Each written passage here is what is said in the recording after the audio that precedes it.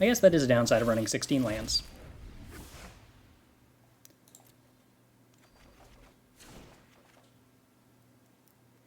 Alright, so we have Portable Hole, couple of Steadfast Unicorns, 2 Flame Fist Dust Guards I dig. Celestial Unicorn is pretty solid. Lulu, 2 Lulus is pretty good. Minimus Containment is good. Rasad is good. 3 Blessed Hippogriffs is pretty great. Champions of Tyr, what does this do? 4/3 flyer with double team. When you enters the battlefield, when you cast your next creature spell, that creature enters the battlefield with a choice of a +1/+1 counter, a flying counter, or a lifelink counter. Okay, so we're playing white. Alright, let's just put the white cards in the deck. Moradin's Disciples, 2/3 with double team when it attacks, tap target creature defending player controls. That's probably fine. Pegasus Guardians may be fine. Ranger Squadron could be fine. Guardian Naga, 3 mana, exile target artifact or enchantment, 7-drop, 5/6 vigilance. As long as it's your turn, prevent all damage that will be dealt to Guardian Naga. Cool. I don't know if we're actually going to play that, but cool. Okay, well. So what's blue? Blue has a Looter, Goggles, Seek New Knowledge is pretty decent. Undersimplify. Undersimplify?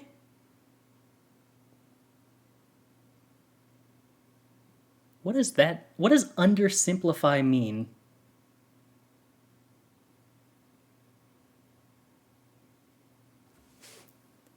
If oversimplifying is that you make it too simple, undersimplifying would be that you don't simplify enough?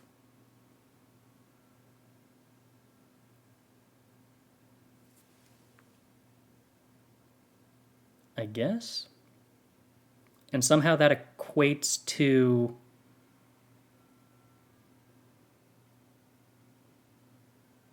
countering and shrinking something. That I don't know if that makes sense to me. Charm Sleep, Clever Conjurer, Find the Villain's Lair, Contact Other Plane, Lizard Folk Librarians, Water Weird, Juvenile Mist Dragon. Yeah, it doesn't seem terribly appealing. Boomcolor Cleric. This was the Reanimation 2 one that was fine. Cast Down's good.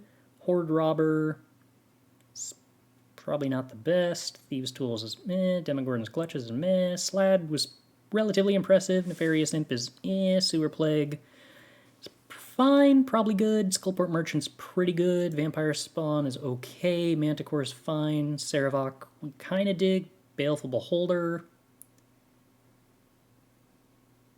Huh. Not stellar? Eye of the Beholder, fine. Cobalt Warcaller, pretty decent. Dragon's Fire, good. Rabble Rouser. Genasi Rabble Rouser. Oh, that's interesting. That's a cool way to do a double team card. 2 Reckless Barbarians. I mean, I guess it works well. We could play 2 Reckless Barbarians and 2 Guardian Nagas.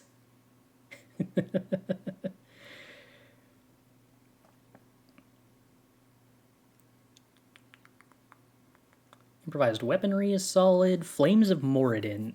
2 red. Destroy up to 3 target artifacts. Conjure a duplicate of each non-token artifact destroyed this way into your hand. The duplicates perpetually gain. You may pay red rather than pay the spell's mana cost, and at the beginning of your end step, sacrifice this artifact. Okay. That seems strange. Young Red Dragon is meh. Faraday's Fireball is fine. Storm King's Thunder. XXX. No, X red. Instant. When you cast your next instant or sorcery spell this turn, copy that spell X times. You may choose new targets for the copy. That seems pretty bad. 4 mana to copy something once?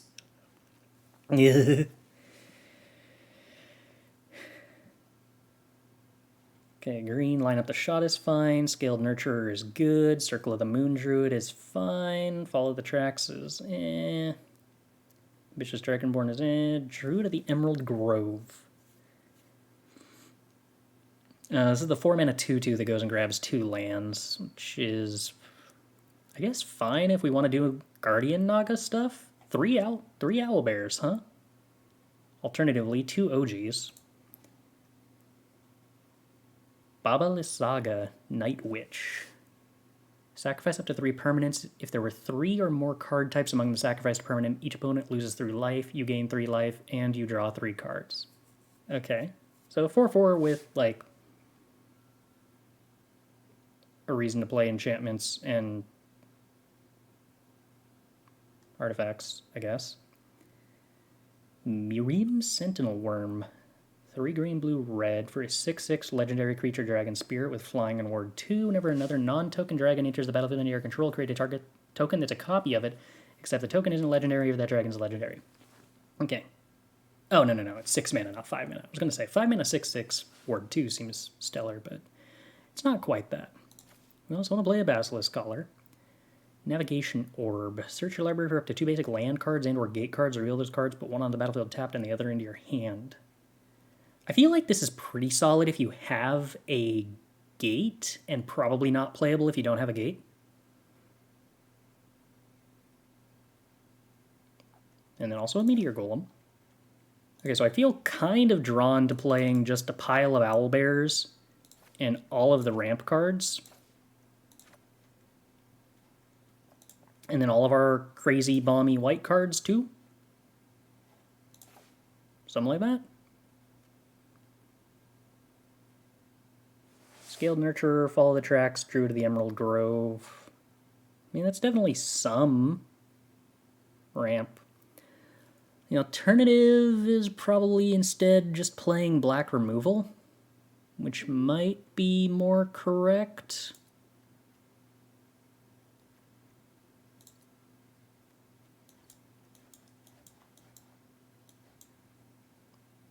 Play Bonecaller Cleric, cast down.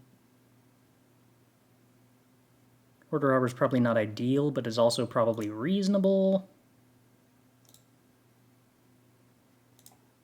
We still get Skullport Merchant, 2 Sewer Plagues. Yeah, I mean, for curve purposes, this seems quite a bit better. How much life gain do we have? Can we actually play the Unicorn? Basilisk Collar. Champions of Tyr. You don't ever gain life. Pegasus Guardian's probably not terribly interesting. Our black cards fall off after cast down? Skullport Merchant and Sewer Plague I think are pretty solid.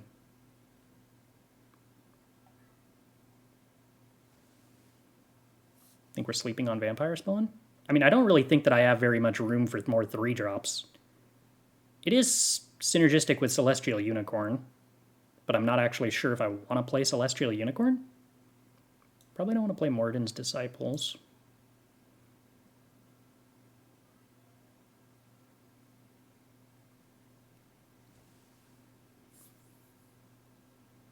Yeah, well, I think Unicorn is good if we have synergy, but yeah, we definitely don't have synergy.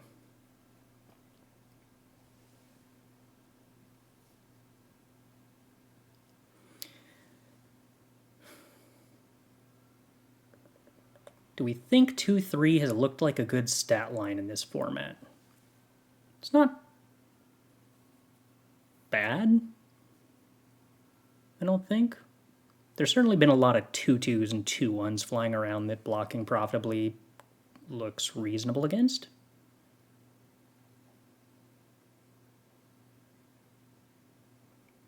It would be amusing to cut Celestial Unicorn for it, given that Celestial Unicorn is probably the card that most synergizes with it. I guess I could just not play Steadfast Unicorn in this list and not be terribly embarrassed by that. So maybe we could actually just fit the 2 Vampire Spawns and keep the Celestial Unicorn. And then probably cut the Slat in that case. Feels a little awkward given that the Lulu synergizes with the Slat a little bit, but maybe not too much. Okay, so we could call this a solidly dirtily list that synergizes with our big expensive cards relatively well. We have 3 discard outlets to work with the Bonecaller Cleric.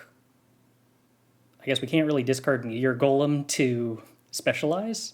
In fact, I think we might not actually be allowed to do that. but we can discard Guardian Naga. Is reasonable-ish.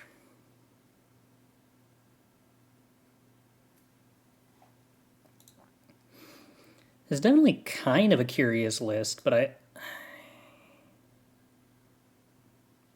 think I'm digging it more than any of the other builds that I'm seeing. I don't know how much to value Ranger Squadron.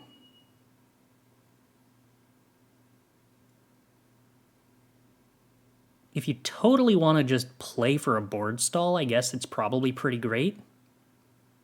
Play a 6-drop that stalls out the board, and then next turn you get to play another 6-drop that stalls out the board.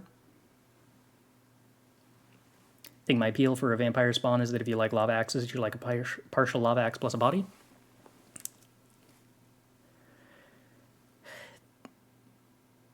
The role is kind of different in that the spot that Vampire Spawn is occupying is the spot about what does this card do in the developing stage of the game, whereas the spot that Lava Axe occupies is how does this card allow me to develop a strategy that does 14 points of damage and then Lava Axe takes care of the rest. Or, well, Lava Axe takes care of most of the rest. Like, Lava Axe is a card that answers the question of how does my aggro deck do something when I'm top decking? And Vampire Spawn sort of does that, but in this deck we are not really planning to be the aggro deck. So that is not necessarily as much the concern. Now we could play the 2 OGs as a different way to combo with the Celestial Unicorn. We get Dragonborn Looter at 2, we get Seek New Knowledge at 2, we get Undersimplify at 2, although that's not like crazy appealing. We do get 2 Clever Conjurers, which helps ramp towards Guardian Nagas, if that's what we wanted to do. I don't think that's as good as having access to the 2 Sewer Plagues and the Cast Downs and the Skullport Merchant, though. I can't help but feeling like I'm probably supposed to be playing Ranger Squadron. This seems like an appealing kind of effect, but I kind of want to just test the waters here and see how it goes.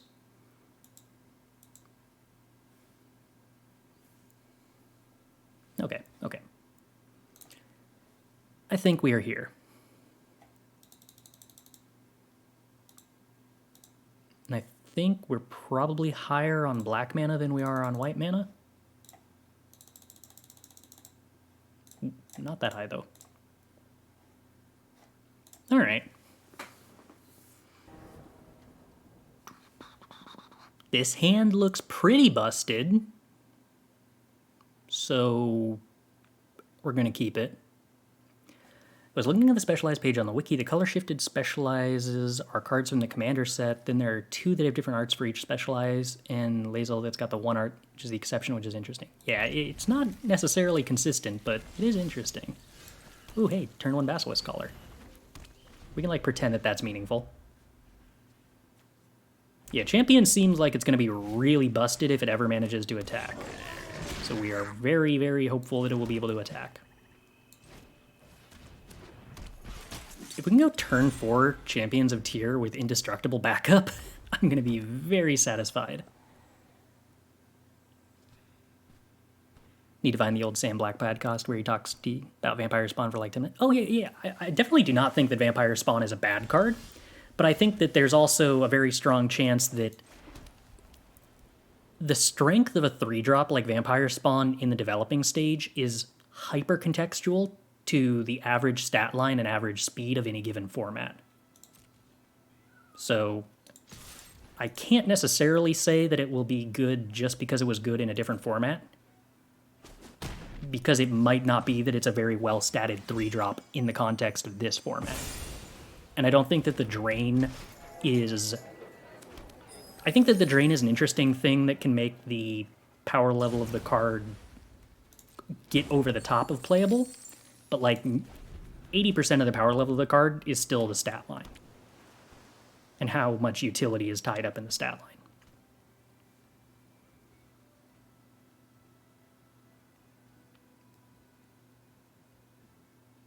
I dearly love this Skullport Merchant just completely embarrassing Hobgoblin Captain because it didn't want to trade with the 3-1.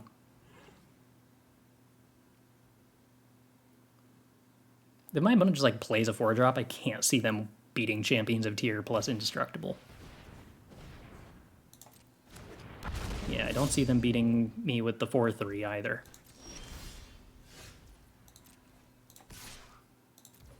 You want to trade either of those creatures now?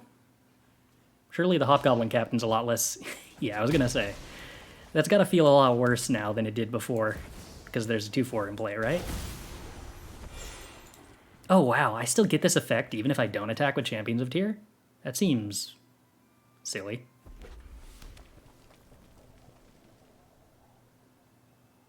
Seems deeply silly. Yeah, there's a 3-2 that can't block. Yep, I'm just going to ignore that 4-3 all day long. Oh, hey, cool, I get to attack with my Champions of Tier? That seems really busted. So I'm just going to do that. Then I'm going to play this Champions of Tier and give it lifelink.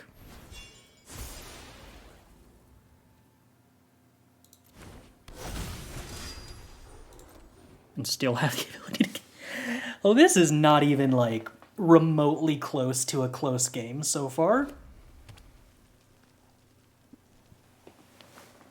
I mean, my opponent could play, like, eggs on all of my Champions of Tiers, I guess.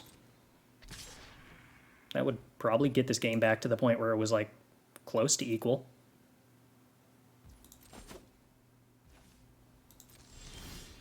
Yeah, okay. Well, I mean, I guess I could put Basilisk Collar on something if I wanted to. I can't even tell if I want to, though. Whatever, it's probably fine.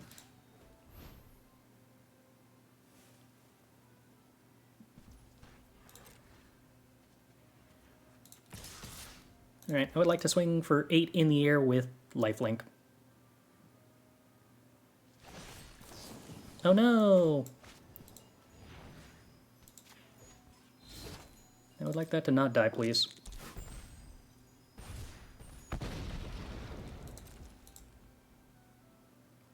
Game 8?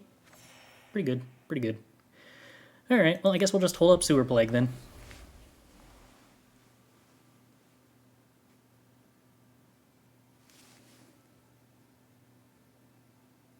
And what's my poor opponent supposed to do? I still get to give lifelink to the next creature that I play. Which will be an indestructibly vigilant 5/6 if I don't have to use my treasure and also draw a land.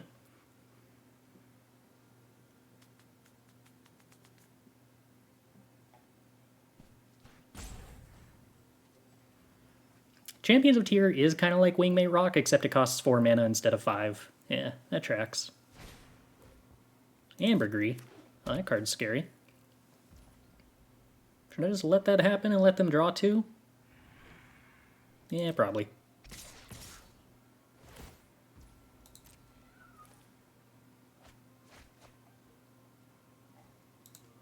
Oh, look at that. There's a cool, pretty rare with colors and a 4-drop that didn't do anything. Alright, well, we're going to kill this Ambergris, I guess. Okay, opponent. 4 mana. What's your answer? Play a land and... None? None, eh? Yeah. Oh, tap down both of them? Tap down both of them? Game continues? Tap down one of them. Okay, let's see here. Let's see. What if I were to sacrifice that to draw a card to fizzle the card draw that they needed to find an answer to stay alive?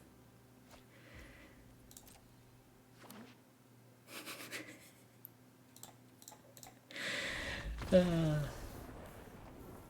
was really hoping I was going to be able to Sewer Plague my own creature to stop that, but didn't quite work. So we had to do like the more effective, cheaper one that drew a card instead of using up my own removal spell on my own creature.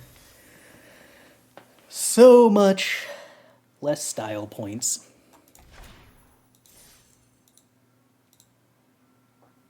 Yeah, Merchant ramping you while also just being a good blocker is pretty stellar.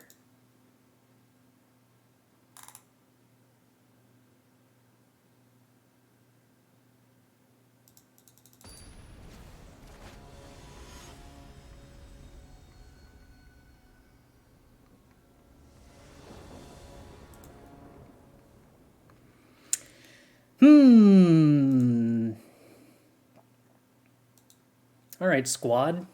What do we think? Do we choose not to mulligan because it's limited?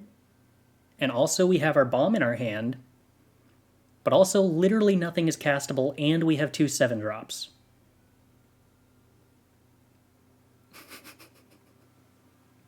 And we're on the play.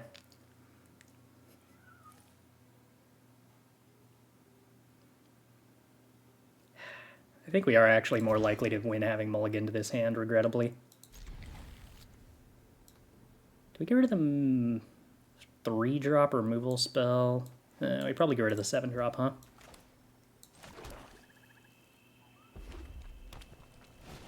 I am a coward. This is true. This is unfortunately deeply, deeply true. So my opponent's deck has haste for the remainder of the game.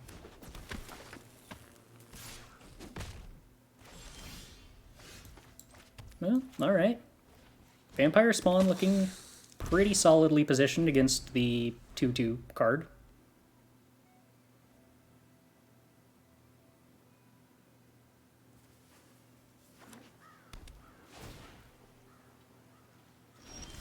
Okay, okay. This is a good start.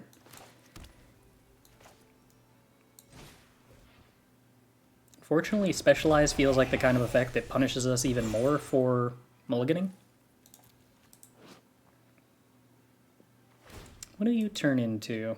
Just a pile of 2/4s that, like, do minor things when I attack with another flyer?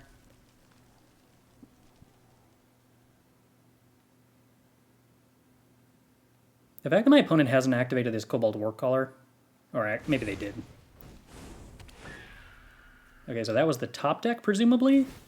That they didn't give it haste?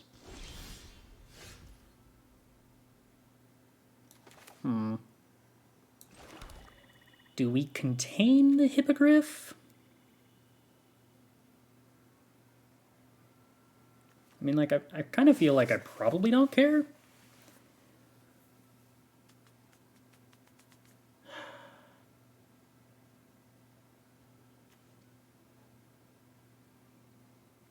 I don't know. I'm going to go with I probably don't care.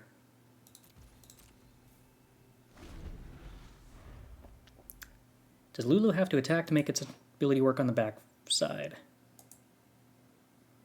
No, I guess it doesn't. It just doesn't count itself. Do you enjoy Legacy? I'm thinking about getting back into it, but as a control player, I'm iffy with Blue-Red Delver being strong for so long. I have literally never played a game of Legacy in my life, so I do not have very much meaningfully informed opinion to give you on that one.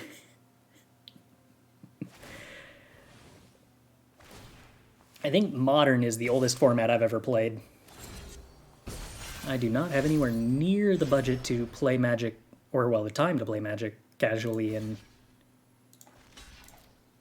formats that aren't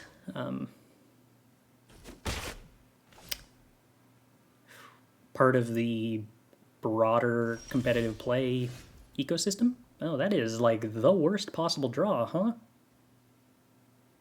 That's concerning.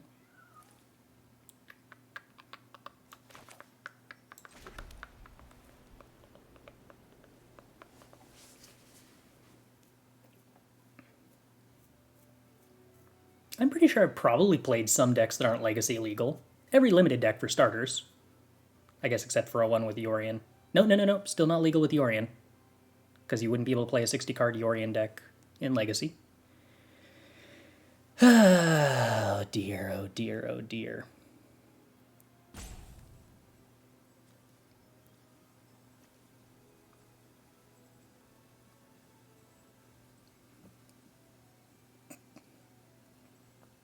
How do we handle this?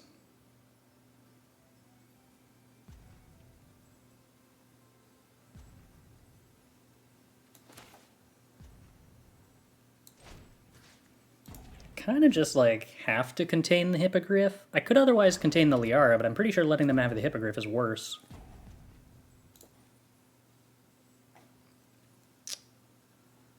Oh, and I kind of have to do this now, huh?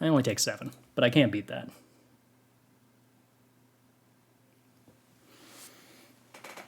That's kind of part of the problem of mulliganing. We would have been in a weirdly decent spot had we had like 1 extra land.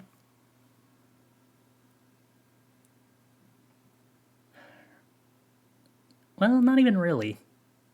I wonder if I was just supposed to like more hyper aggressively play the duplicate Holophant.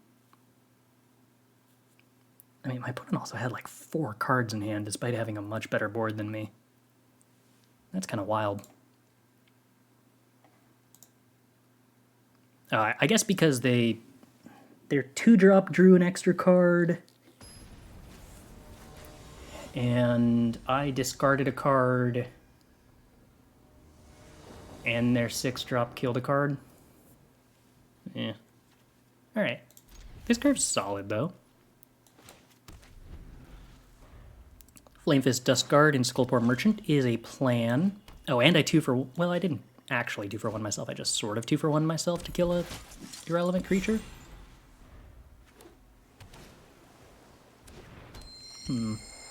Horde Robber. Okay. Okay. You want to trade 2-drop for 2-drop opponent? No?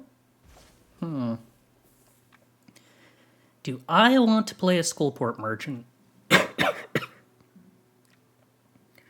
Or would I rather have a slightly larger vampire spawn? I do think I kind of have to play the Skullport Merchant. I don't really want to get into a world where my opponent can play a removal spell on my vampire spawn and then connect with Horde Robber. And if I play Skullport Merchant, I'm holding up the Blessed Hippogriff.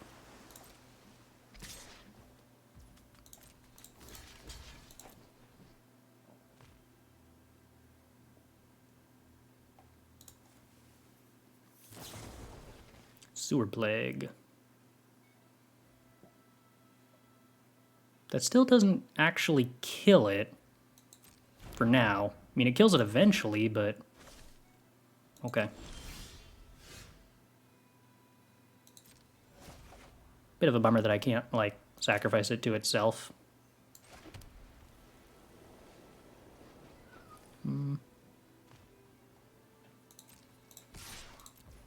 Okay. Well, I guess we're just doing this then.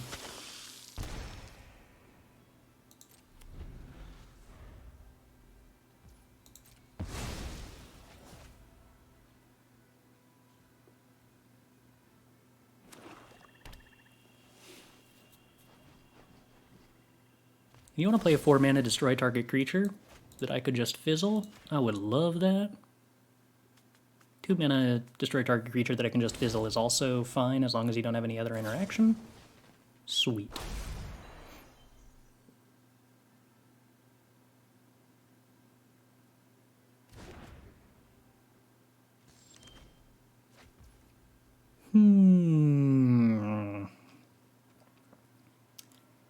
How are we swinging this?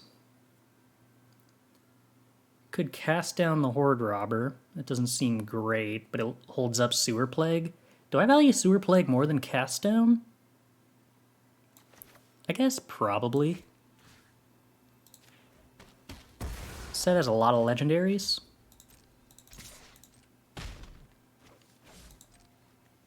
Also holds up Banishing Coils, I guess. Race Lod? Okay, well, that doesn't really make a difference. We just kill that. So much for the plan of, like, playing bombs and removal. We're kind of just, like, playing 2-drops and 3-drops that are aggressive and then killing the opponent, huh? That feels like a better plan than trying to play 7-drops, if I'm being entirely honest.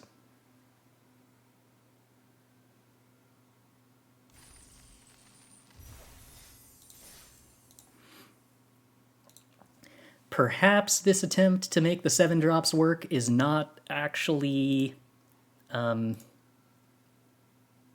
showing good results.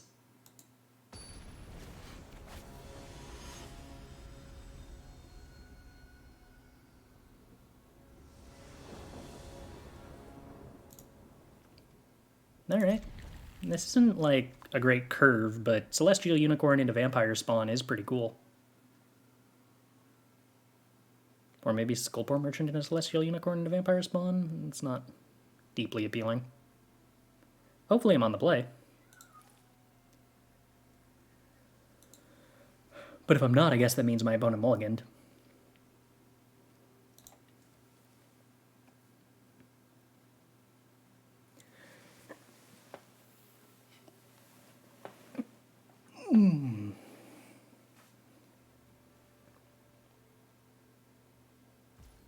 Nope. Cool. I am on the play.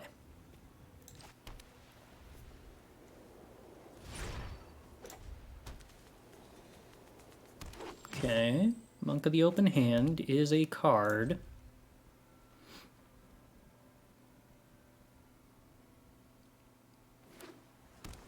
Skullport Merchant plus Blessed Hippogriff continues to feel like a very good thing that I'm allowed to do.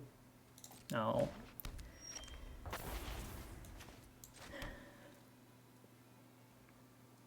Having drawn no lands, the Celestial Unicorn into Vampire Spawn plan sounds a little worse. Alright, let's play the Skullport Merchant, I guess. It doesn't actually block that much damage, but I feel like I'm supposed to develop this treasure.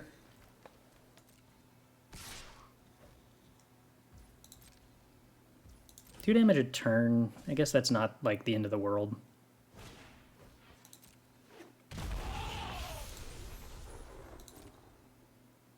Okay, we do draw some lands. That is a big boon.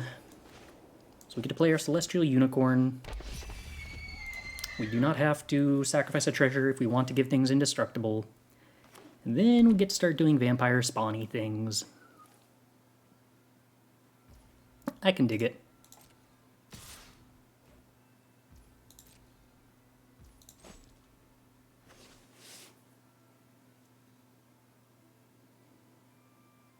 Playing Monk of the Open Hand in a deck that's playing 3 colors is certainly deeply ambitious. Alright, so let's pump the Unicorn.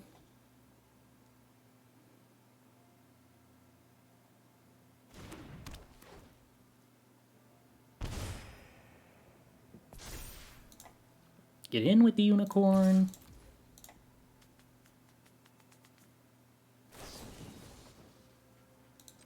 Okay, Monk gets pumped. Monk blocks. We use our 1-mana combat trick to counter our opponent's 3-mana combat trick. Life is good. This does give their next creature +1/+1 reach and trample. That's certainly a lot. And flying. So their next creature is going to have reach and flying.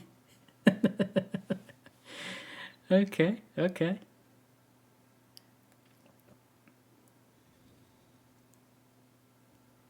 I feel like you should get to block something extra if you have reach and flying at the same time. I don't know what that extra thing should be, but I feel like you should definitely be allowed.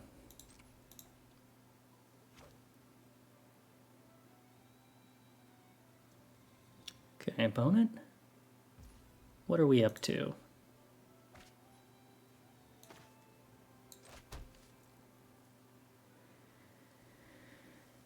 Nothing yet, eh?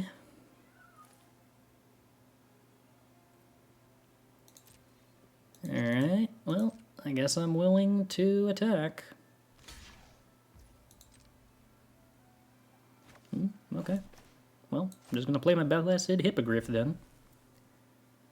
Next turn I can technically play Lulu and like discard a Plains to gain life when Blessed Hippogriff attacks, which triggers Celestial Unicorn? No! My poor Unicorn, I can't save that with indestructibility. Am I liking the format so far? It has initially felt a little balmy, which is not typically the most interesting of limited format traits. But also, it's early. That might not be the long-term results. Our treasure does have +1/+1 counter. That is cool. That is pretty cool. Alright, let's go with land. Play Lulu. Do we specialize Lulu?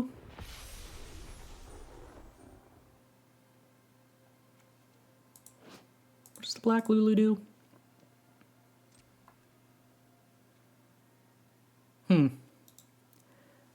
So the way that this works with Blessed Hippogriff, if I stack my triggers correctly then, I think, is that it triggers because it sees the Hippogriff attacking, and then it counts how many attacking creatures are on the resolution of the ability. So I would get to drain 2 if I were to discard the Sewer Plague.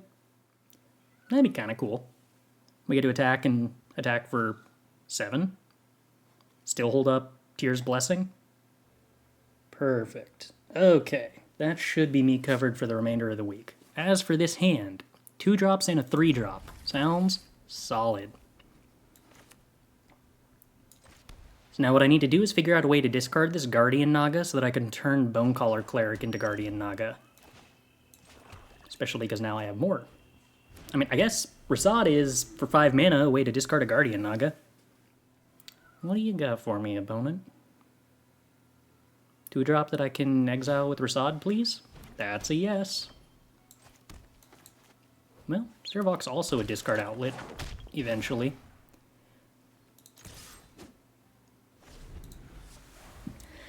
Now we just need to draw lands, is the hope.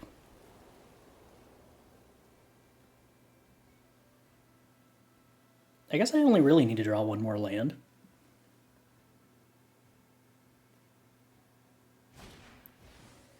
More ghouls. There's a land. Okay, okay. Am I willing to trade either of these creatures with Sepulchre Ghoul, though? That might not actually be something I'm willing to do. So I think I'm kind of just playing Servok and ignoring it. No attacks.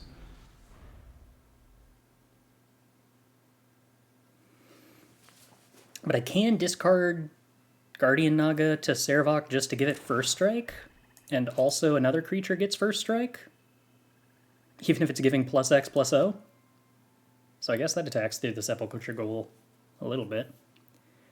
No, no, no, no, no, no, no, no, no, don't kill my ghoul. Or don't kill my cleric. I need that for doing combos. Very long, elaborate combos. No, my discard outlet. Opponent's so mean. Oh wow, we're racing? Are you sure we're racing, opponent? Grim Wanderer. Oh, alright, we're not racing. Rude.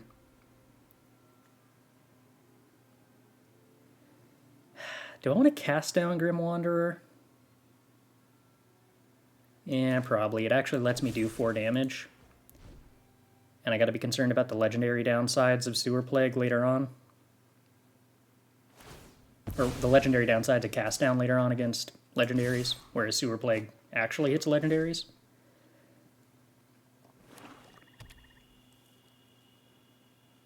Well, we're definitely running into recurring problems where these Guardian Nagas suck and have no redeeming features.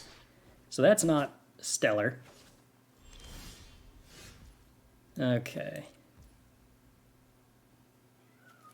So we are... I don't know what this specialization does, but we are 100%... Oh wait, cancel, cancel, cancel. Cancel! We are 100% activating the white ability.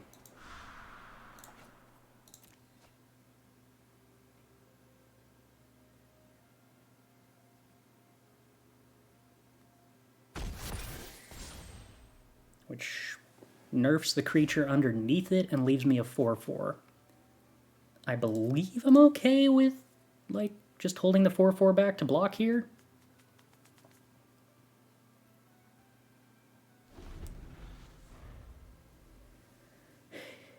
We can trade with both of their creatures if we block the Sepulchre Ghoul. And then give them back a 1/1, which is, like, fine.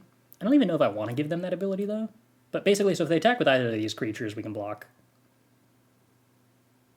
If they attack with Hobgoblin Captain, we can definitely block with a 4/4.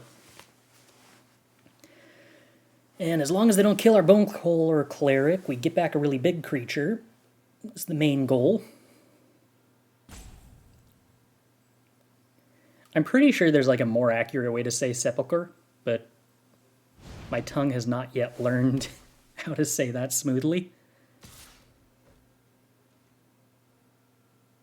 You know, like, I'm just okay with this 2-for-1. Well, 2 for 1.5. I'm okay with this trade, I think, is my point.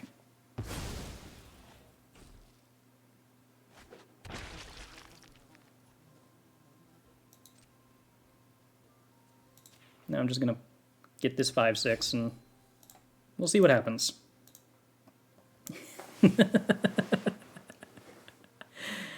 Hopefully they don't have the ability to give it -11/-11, because that would make me cry.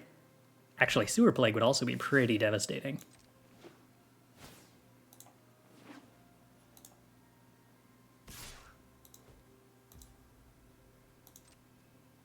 Sepulcher? Really? Huh? Would not have expected that.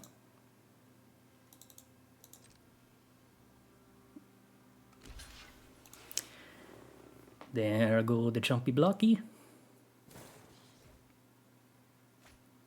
Alright,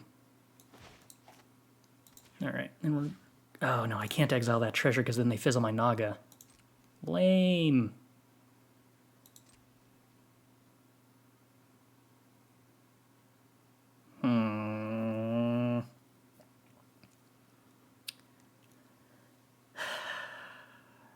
What do we do? Do we want to give the Naga flying? Even if that comes at the cost of not having indestructibility? I don't think so. I think I'm supposed to play around them having a spell that kills it that wouldn't kill it otherwise if I didn't have... You know, I think I'm supposed to keep the protection in hand to protect the Naga.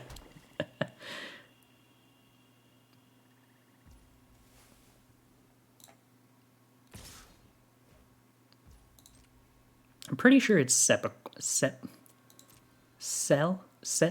Sepulcher. I believe that is the thing that it is.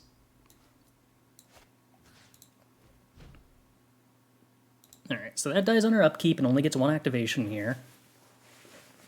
Which is good because that thing plus Skullport Merchant would be absolutely disgusting otherwise.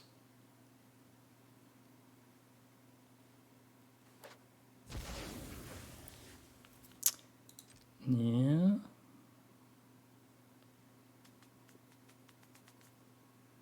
And opponent gets to sacrifice it. Yep. I don't know that I can actually beat this.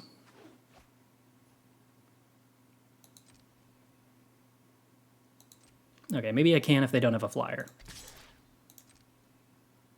Sepulcher. Yeah.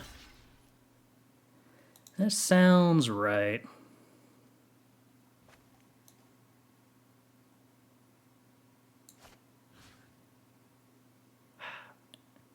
I can't really beat Skullport Merchant in the long run, very likely. I also can't beat...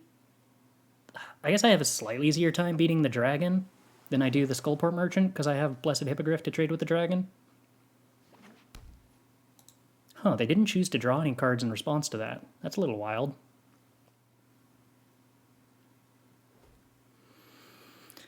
Oh, yeah, 6/6 is going to be an issue, too.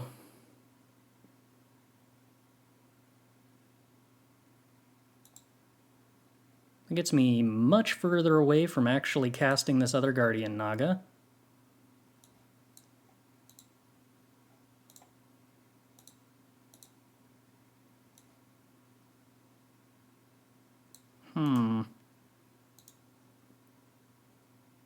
I messed up. I should have kept one more white source than this.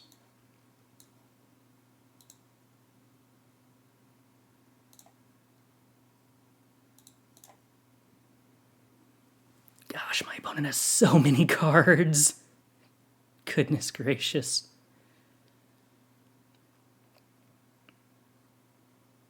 Alright, so if they attack with the Earth Cult Elemental, I at least get a double block. Might as well attack first. I guess in the sense, I was expecting they just automatically block, but yeah, maybe it's worth it for me to not, or to see if they decide not to block to play around a pump spell. It's free. I probably should.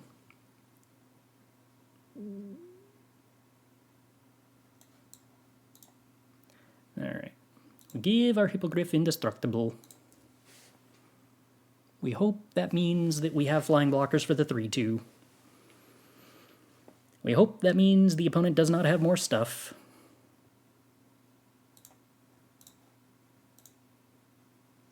No, alright, they kind of auto-yielded through that. Okay. We have 9 power in the air. They have no blockers. Although we'll probably trade off with the young dragon.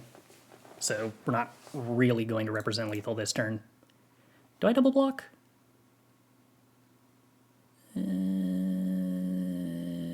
Probably not. Alright, so somehow this is actually kind of working out, despite being an entirely nothing but a mess of a game.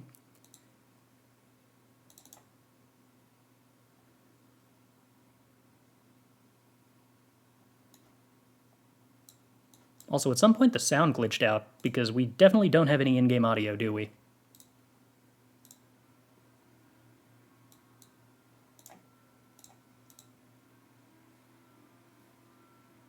Alright. So despite Guardian Naga currently winning this game... Ooh, wow, I'm glad I blocked last turn. I mean, I guess I would have won if I didn't, but... Aha! Clearly this means Vampire Spawn was the game winner, right?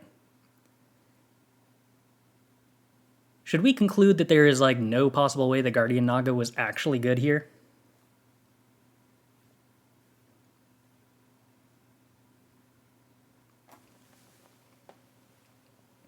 Because I'm beginning to not feel like Guardian Naga was particularly good.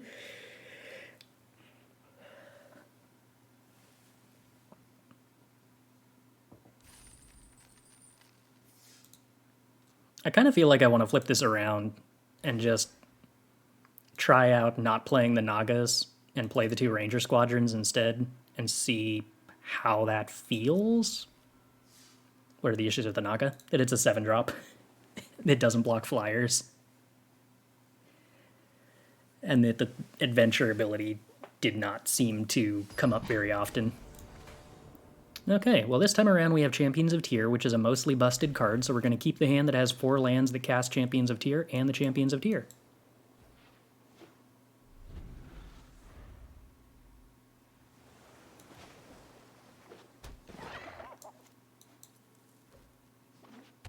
Oh, sound's back. No real music, but at least the sound effects are back. Am I willing to block here? I think I'm willing to block here.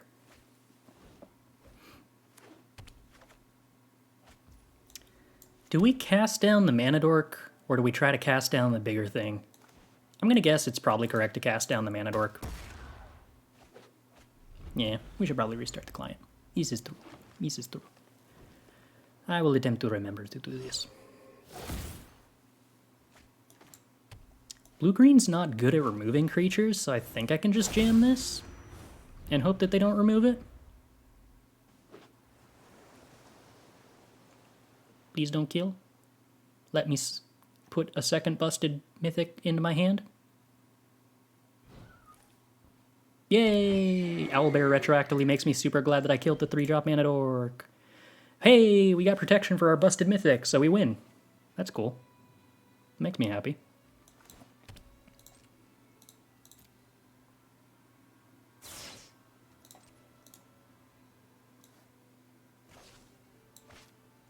So now we just play a second one that has lifelink this time, and then hold up indestructibility, and should be pretty good. Then we're going to put Basilisk Collar on our other Champions of Tyr, and just swing for 8, 2 turns in a row with lifelink. Servox Specialized gives a relevant buff to the creature that it's buffing. Sort of. The black specialization just basically tutors 3 more creatures into the graveyard. Every other one gives first strike. No, the blue one is instant and sorceries also pump. So the black and blue just are ways to deal more damage in different configurations. White is first strike, red is menace, green is trample.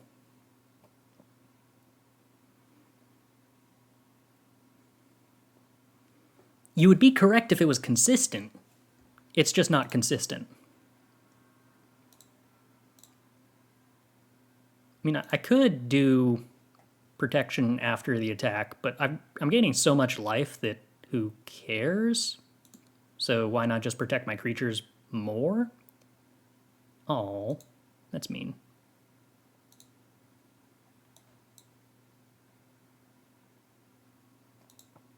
Alright, well, I would like to be able to attack through my opponent's stuff, so I guess we're going to give this one Death Touch. Then we're going to keep giving the other one Lifelink, I think. Yeah, continuing to get Lifelink sounds like more fun than giving it a +1/+1 counter just so that it can, like, attack through the Air Cult Elemental or something. That would be boring. Yep, I have no desire to block your 4/4 when I can instead just attack to gain 4 life. Oh no, a young blue dragon. It's almost like they're going to block my Champions of Tyr with it, and I'm going to give it Indestructible.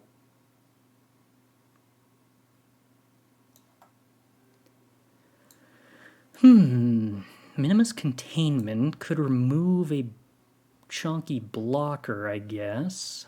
Well, let's give it Flying. That sounds like fun.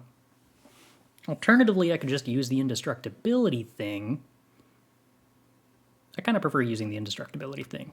That sounds like more fun. Oh, do I have any creatures in the graveyard? I don't have any creatures in the graveyard, do I? Whoops. Oh, I have one? I do have one. Sweet.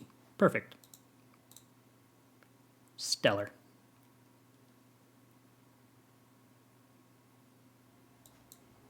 I mean, like, I'm not really sure how the opponent gets out of this, but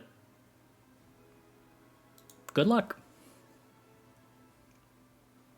Happy to let you keep trying, opponent. Just going to move this over here so we have a death-touching lifelink blocker.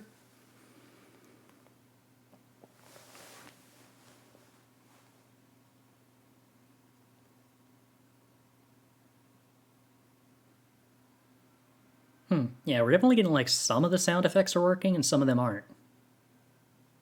Weird. Oh, hey, cool, they can play a blocker again. So if they had 2 blockers, that does hypothetically stop lethal. But if they only had 1 blocker, that would hypothetically not stop lethal. So what if we removed the Air Cult Elemental as a blocker, and then buffed Servok, and then attacked for lethal? You know, just casually gaining 8 more life. Like, at no point in this game was I ever below 20 life. Okay. Yeah, well, I feel like I played a Mythic and then won the game. I'm trying to think of that game, if either one would have looked meaningfully different. I think the answer is no. Both of them would have been completely irrelevant. We have to keep this, but mono 3-drops does not an effective curve-out allow. Drawing more 3-drops does not make me happier.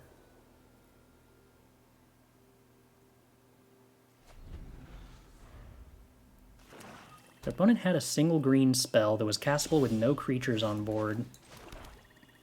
I feel like that's probably the naturalized cantrip, although it's odd that they are choosing not to cantrip it here in the early stages of the game. Alright, well, my initial concerns about me not doing anything have been somewhat mollified by my opponent also not doing anything. I feel like I should play my white spells because I'm constrained on white mana and want to hold up Tyr's Blessing. So if I play Lulu this turn and then Vampire Spawn next turn, that lets me hold up the Indestructibility. Giving Flying to Vampire Spawn isn't the most impressive thing in the world, but whatever. Is this the part where they use their cantrip to get a plummet? Yeah. Like, I'm pretty okay with my opponent spending that much time to kill my 3-drop.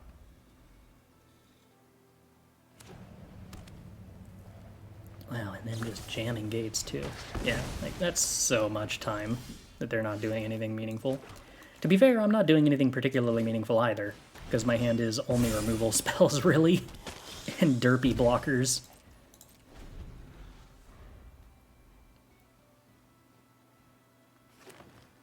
Which means if my opponent just, like, starts playing owlbears, I'm in a lot of trouble. Mill 2, huh? Yeah, it's not the best. I kind of don't want to let them have that. So do I Sewer Plague it? Do I Containment it? Do I Rasad it, which doesn't let me hold up the Indestructibility, which is a bit of a bummer? I can't cast down it. If I Sewer Plague it, they actually get to draw cards with it, though. That's not really acceptable. I guess I could hold back Vampire Spawn and then Sewer Plague it. I gotta feel like I'm probably just supposed to Rasad it, though.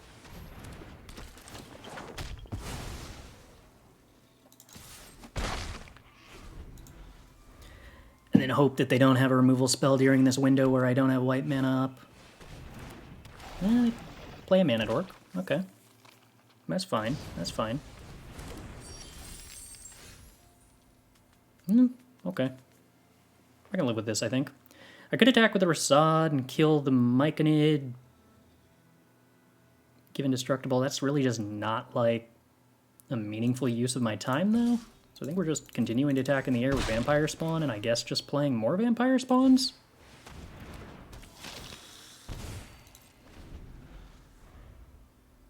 So I guess I'm, like, doing damage to my opponent slowly here. Oh, cool. Black Dragon kills Rasad. I can't use Indestructibility for that. Cool. Although the part where I said cool is, like, not actually cool. It's not actually cool at all. Alright, well, we cast down the Black Dragon so that we can continue attacking with the Vampire Spawn. And I guess we play Bone Collar Cleric, because there's not really any alternatives.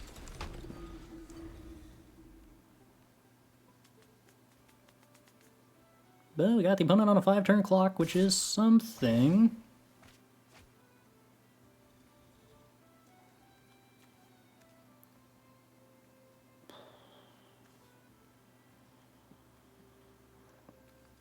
I guess I can double lock here? They can only kill one of the 2 creatures.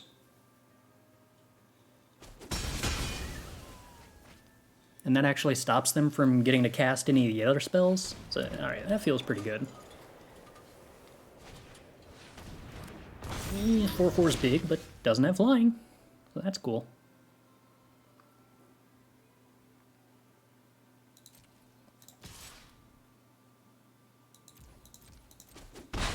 Kind of feel like I should probably just play the Blessed Hippogriff, now that my opponent's top decking, and try to clock them as fast as possible.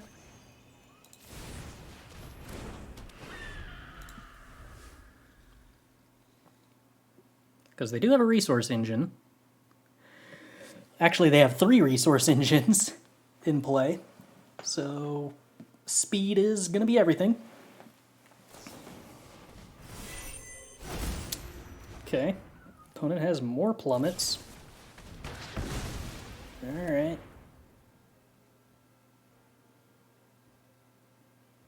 Well, no successful additional flying clock this time around.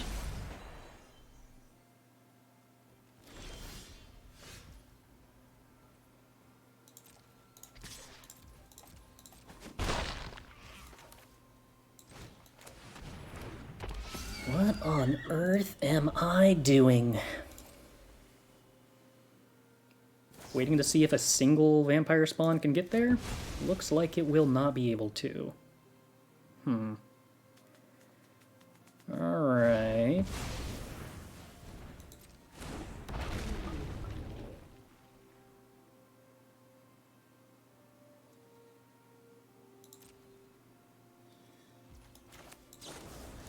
Well, let's shrink this ambitious Dragonborn down then. I attack with the Celestial Unicorn here, it just gets double blocked. That's not really acceptable. Do I want to use Minimus Containment?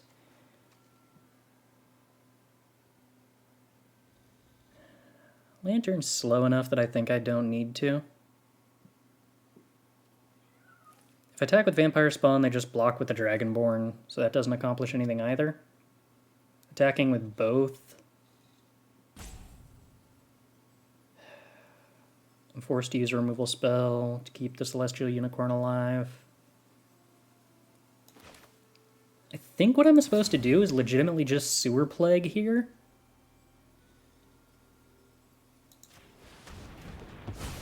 To kill a 1/1 token to actually get in 2 damage.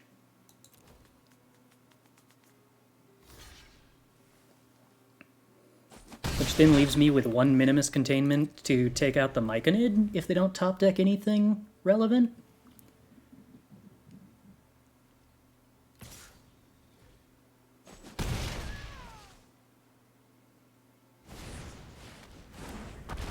Fortunately, a 4/4 flyer is what I would consider relevant, so that kind of has to be what we target Minimus Containment with.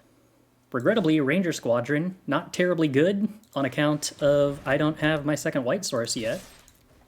So opponent has to chump block. And they get another chump blocker for their trouble.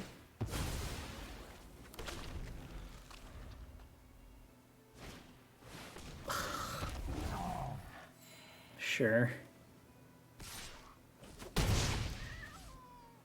White source? No? A 3/1. Okay. Basilisk Collar would be cool too.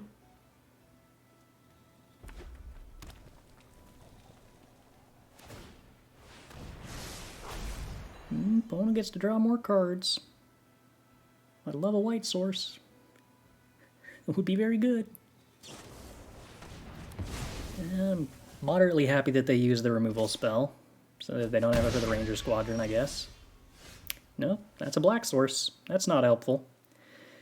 Alright, I guess we'll hold on to that. Could definitely wind up using it to, I don't know, discard to a Specialize, maybe?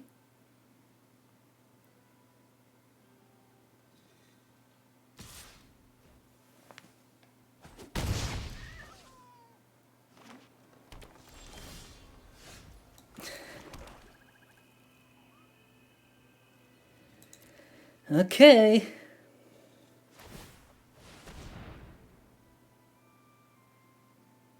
We don't have very many swamps left in our deck, but that means we have 2 left in our deck. I'm really happy they didn't attack with a Hill Giant Gorger this turn. Okay, okay. That's not terribly bad, because it does represent lethal in the air. Next turn. So that's something. Would be polite of the opponent to not have anything here.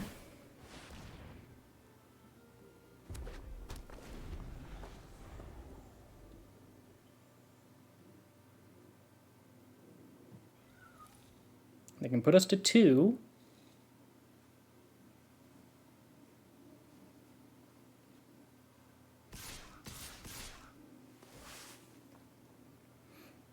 Would like to block Hill Giant.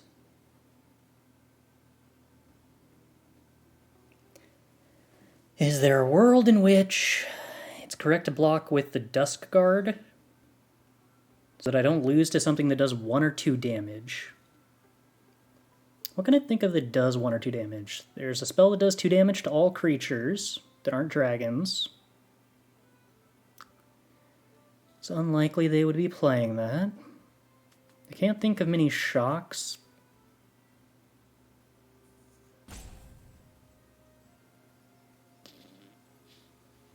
There's not a lot of -1/-1 effects.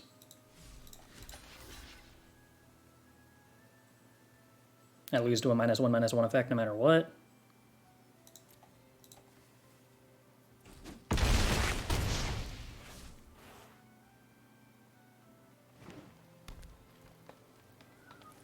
Alright, one unknown card, opponent. What you got?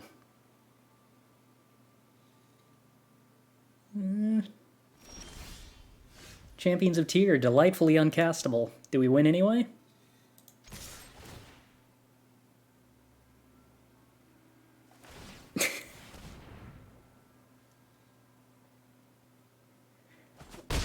I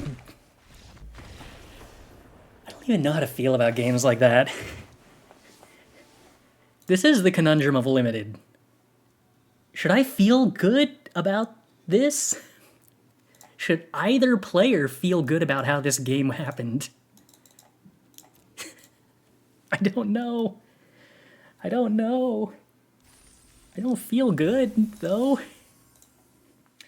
I genuinely dislike how they just made totally different cards with the same name and art. Would it kill them to just make them other cards? Like, not clearly nerfs/buffs, just totally different cards using the same identity as the one in the paper set. It's fun for Limited, though.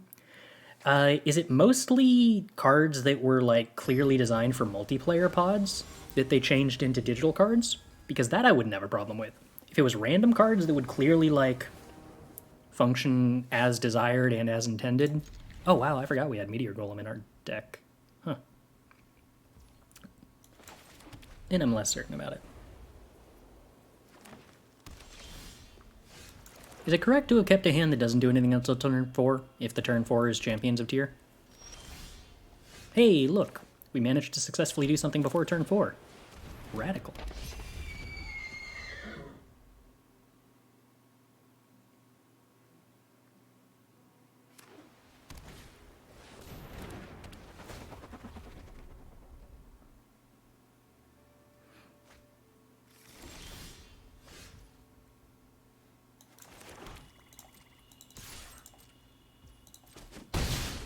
Boop. Okay, opponent. You get 1 turn to play your removal spell.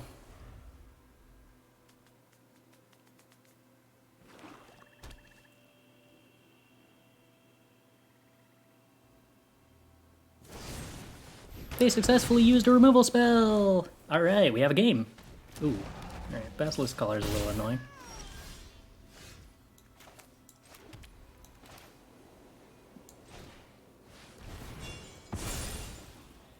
You are going to have lifelink to synergize with the Celestial Unicorn.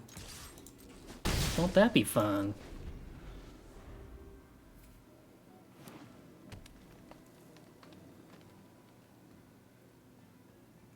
Opponent, I would like you to spend a lot of mana to cast a removal spell that I can fizzle with Blessed Hippogriff, if you don't mind.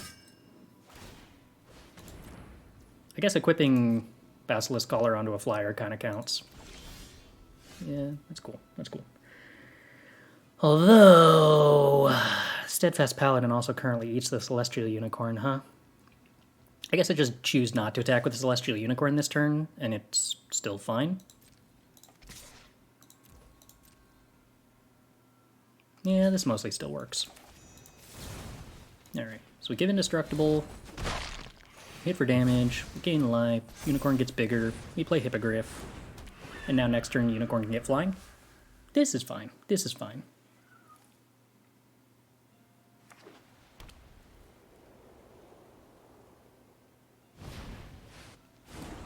(2/5) Death Toucher with Reach, but we can get rid of that with Containment. Also, apparently they don't have the ability to do it this turn, so that's cool.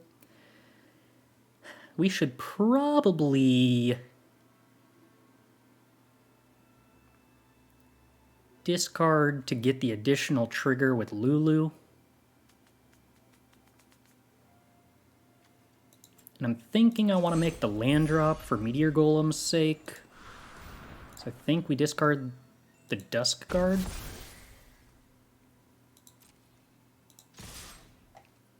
Do I have auto-ordered triggered abilities off? Yes. This is the correct mode.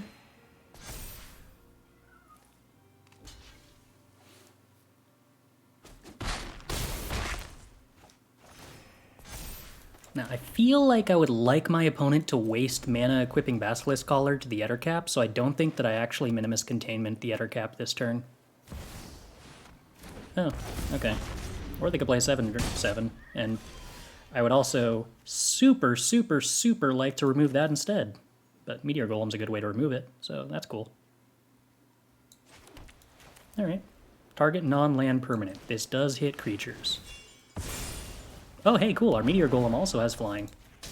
I forgot that trigger was still sitting around.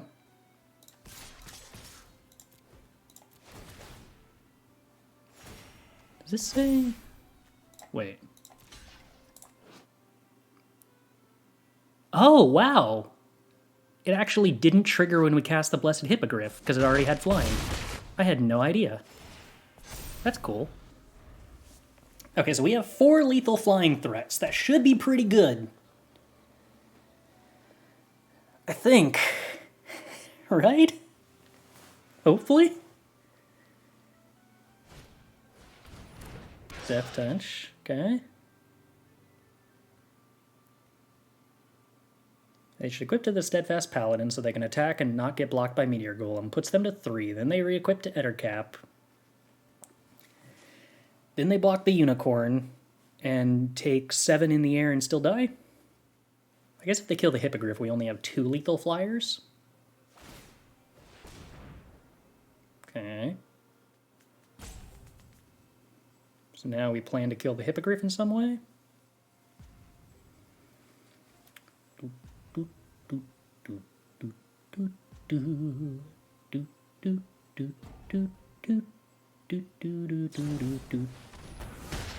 Oh, wow. Okay, so they kill that and gain 5 life while doing so. That's moderately disgusting. Fair. We still have lethal though, right? I'm pretty sure we still have lethal. Because they didn't swing with the Steadfast Paladin. Boop, boop.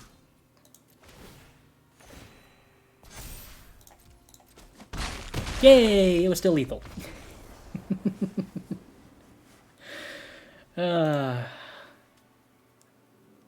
So far, I think Blessed Hippogriff is probably the card that has most impressed me out of this deck. In a way that wasn't... Oh, hey, cool, we're done.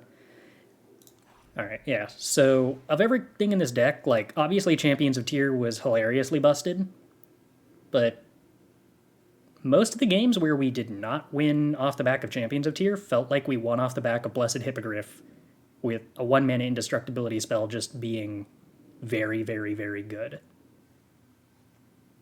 So, considering I played 3 of them, and that felt totally fine, feels like a pretty good starting place for that card, evaluation-wise.